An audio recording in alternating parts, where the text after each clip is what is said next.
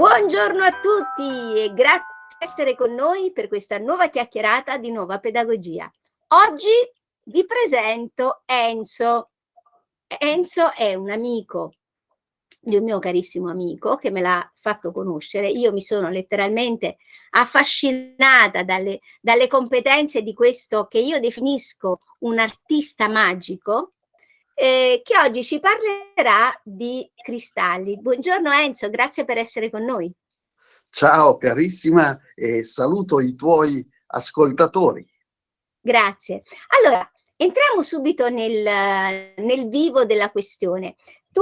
Io quando insomma ho letto un tuo testo sui cristalli sono veramente rimasta molto affascinata, perché io so del potere dei cristalli, ma in realtà ne conosco pochissimo, sono molto ignorante in questo campo. Per cui ti voglio proprio chiedere quale sarà il ruolo dei cristalli nel mondo che verrà.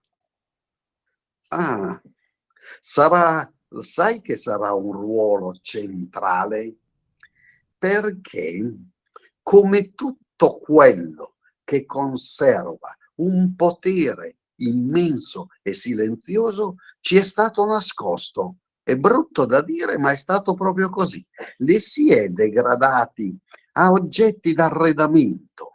Se io ti raccontassi, e una volta lo farò per bene, faremo un dialogo lungo sui cristalli, ti accorgeresti che sono l'interfaccia, bada bene, fra il mondo che possiamo definire minerale con buona approssimazione e il mondo vivente. Lo diresti te che delle strutture di pura magia e regolarità che si riproducono all'infinito nel cuore della terra fino a disegnare delle vere e proprie vene come fosse oro, per causa della compressione terrestre e di un intervento che non si riesce a spiegare in alcun modo e quindi ha qualcosa a che vedere con gli spiriti del cosmo e con gli dei, hanno finito per farsi trovare dall'uomo, a volte per caso, in sassi, in certe forme un po' più lucenti, certe un po' meno, certe appannate, certe complesse, certe di grandissima semplicità. Questo a livello macro, perché se noi entriamo dentro, sai cosa troviamo? Dei labirinti in ogni parte in cui li percorriamo. Troviamo qualcosa di magnifico. Sono strutture al silicio, sono cristalli, e quindi sai che cosa hanno? Vivono a un grado più elevato di noi, perché noi siamo macchine al carbonio, loro vivono nel regno del silicio. E sai che se noi completeremo questo processo di ascensione della Terra, li raggiungeremo, e allora dialogheremo con loro e avremo modo di capire tutte le loro potenzialità. Allora, più che dire se, io direi quando riusciremo a completare il nostro ciclo, no? Perché tanto prima o poi saremo obbligati a fare questo cambiamento, questo passaggio di uno scalino evolutivo che ci passerà dal carbonio al silicio. Ma adesso mi sorge un'altra domanda, caro Enzo. Adesso, nel presente, che cosa stai facendo per, diciamo, implementare le tue molteplici attività? Ricordiamo che sei un artista magico, che aiuteranno, diciamo, a questo passaggio nel mondo che verrà. Lo sai che noi abbiamo dei compiti e a te sono stati dati, che tu ne sia consapevole o meno, forse ne sarai anche consapevole, secondo me, però noi abbiamo dei compiti ben precisi. Crediamo di essere i padroni del nostro destino e non lo siamo. Io ho sentito da prestissimo nella mia vita arrivare degli ordini ben precisi di sviluppare certe capacità che avevo di portare avanti, vada bene, è una cosa complessa, il dialogo tra arte e scienza, tra le arti e la scienza. Perché? Perché la scienza che ci veniva fatta studiare a scuola era una scienza obsoleta, una scienza tutta basata sul positivismo che voleva isolare. Lo sai che c'è una canzone bellissima dei Pink Floyd, another brick in the wall, il vuol wall, dire sì, sì, un altro mattone da il mettere nel muro. muro. Noi non siamo mattoni, la figura della società che ci han dato non corrisponde per niente. La nostra forza non è nel mettere malta tra noi e gli altri, ma è, bada bene, vibrare sulle stesse frequenze, comunicarci sulle stesse lunghezze d'onda. Da quel momento in cui mi è arrivato così chiaro questo messaggio, ho cominciato a trovare, a cercare tutte metafore in arte per svincolare la scienza, svincolare il pensiero positivista dalla prigione nella quale era, perché facesse nascere tutta la spiritualità di cui ha bisogno la scienza. Guarda che ci sono due figure splendide sulle quali faccio seminari in continuazione: Nikola Tesla ed Ettore Majorana, due figure per i più misteriose, e così. E in realtà sono due che hanno fatto fare alla scienza dei salti immensi, che sono loro che ci traghetteranno nella nuova era, solo per aver inserito all'interno di ogni ricerca di tipo scientifico il concetto di spiritualità. Io lavoro su questo. Favoloso, favoloso. Ma hai accennato che questi sono cose che conosco bene, però l'hai accennato anche tu, che ti sono arrivati, chiamiamoli degli ordini, ma più che degli ordini, dei compiti da fare, giusto? Parlaci un po' di Enzo Bambino. Perché per essere questa persona splendida che sei oggi, sicuramente sarai stato un bambino particolare. Quando è che hai cominciato a sentire di avere questo tipo di missione, cioè di coniugare la scienza e l'arte? Se tu ti interroghi e vai a leggere le biografie di personaggi un po' bizzarri come me, ti accorgi che hanno tutti un'infanzia disadattata, ma molto, Assolutamente. molto. Assolutamente.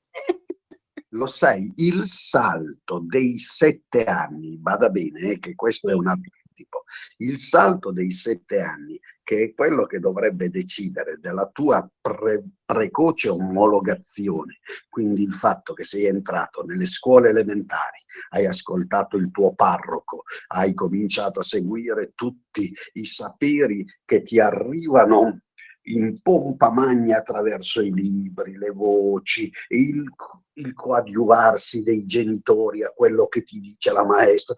Ma la pensi così? Guarda che io e la maestra, io e Don Pippo, non la pensiamo così, sei fuori rotta. E tu nel tuo piccolo, che non sei disposto però a ridurre il tuo mondo immenso a un gioco di scuola, tu ti rendi conto che c'è molto e più che vive al di là della dimensione scolastica. Tu scopri che la natura, se hai la fortuna di vivere in un paesino come me, scopri che il debordare della natura ti parla infinitamente di più che la maestra e il parroco. E allora cosa scopri? Che ci sono voci, che ci sono segni, che se hai una sensibilità particolare, vedi tutti i grandi poeti, vedi tutti gli artisti che l'hanno descritta molto meglio di me, se hai pulite le porte della percezione e non sei disposto a fartele sbarrare, ricevi una gamma di segnali che a tutti gli studenti omologati e ai tuoi professori non arriva. Guarda, è il mio campo, tu lo sai che io mi occupo di formazione di genitori ed educatori, perché come psicosintesista seguo un po' le orme del mio insegnante, che è Roberto Assaggioli, e Assaggioli era un bambino prodigio. Quindi i bambini prodigio, cioè le anime evolute che si stanno incarnando adesso, sono quelle che, guarda caso, hanno più problemi a scuola. E allora la differenza chi la fa? La fa il genitore, che invece di dargli medicine, di farli sentire strani, eccetera, eccetera, capiscono di avere avuto in dono il compito di traghettare nel mondo queste anime evolute che si stanno incarnando in grande misura nella nostra epoca, perché ci aiuteranno a salvare il mondo, è quello proprio di decondizionarsi. di non sentire la maestra che dice suo figlio ha problemi in maniera così indiscriminata, oppure di incasellarlo in una qualche, come si dice, in una qualche patologia inventata come deficit dell'attenzione, deficit, iperattività, cioè tutte cose inventate da adulti che non sono in grado di capire la grandezza di questi bambini, di queste anime che si stanno incarnando adesso. Osservazione quanto mai pertinente. Ho notato anch'io tantissime di queste star set che non riescono a essere imbrigliate. Vincono questi, le Lo generazioni so, passate. i bambini di adesso sono fortissimi. Cioè, Sai che i bambini di adesso hanno come scopo far evolvere i genitori. proprio questo, lo sai che sono stati dati pre-incarnazione in affidamento ai genitori e ai figli, lo sai perché? Perché sono gli ultimi portatori di un sapere che si sta sgretolando, che fa acqua da tutte le parti. Tu vedrai che entriamo in anni, che sta venendo fuori la verità, ci saranno dei personaggi in fuga e una folla che li inseguirà in Insegue. perpetuità. Mi fai venire in mente la profezia di Rasputin sulla notte dell'uomo bruciato di Roma. Lo sai che forse quel tale ci aveva preso? È terribile, ma non è stato terribile quello che è successo già da qualche anno, non è terribile quello che ci vogliono far vivere. Ci sarà una risposta così, solo che questa volta siamo sempre stati, abbiamo spinto e poi ci hanno rispinto indietro. Credo che non sarà più così. Lo penso anch'io. Allora, la nostra intervista è quasi in chiusura, però c'ho la domanda jolly, Enzo, e tu te la meriti la domanda jolly. Dai un consiglio alle persone che in questa difficile transizione fra il positivismo, il materialismo, il pensiero unico, tutte queste melasse che tirano giù, si stanno risvegliando e stanno facendo questa transizione. Che consiglio dai a queste persone? Non andate assolutamente nel mondo, ritagliatevi un percorso di solitudine, stiracchiatevi, sbadigliate, state da soli. Se volete sentire qualcosa, buttate la televisione nel cesso, non comprate assolutamente nessun quotidiano, state da soli in casa. Uscite da soli in ritagli di natura se state in città, in immensi spazi di natura se state in campagna, e cominciano a crollare le barriere sulle vostre porte della percezione. Guarda, posso dirti che ho appena avuto questa esperienza perché io ho venduto la mia casa per comprare un terreno in Sardegna dove vivo con un camper. Quindi vivo proprio immersa completamente nella natura e sicuramente questo affina la mia percezione su messaggi, su idee che mi possono venire, eccetera. Quindi sposo in pieno questo tuo consiglio. E niente, io ti ringrazio per ora per questo tempo che ci hai dedicato e spero insomma di iniziare presto un cammino insieme, perché sento proprio che questa cosa doveva arrivare. Ringrazio anche il nostro amico comune Giorgio che ci ha fatto incontrare e alla prossima. Lo sai che noi saltiamo tanto e invece stiamo già marciando, lo sai che in una versione futura del tempo io e te stiamo già lavorando a dei progetti, quindi purtroppo, cara mia, di sto faccione non ti libererai facilmente. Saluti a tutti! E con questa minaccia vi saluto anch'io. A presto!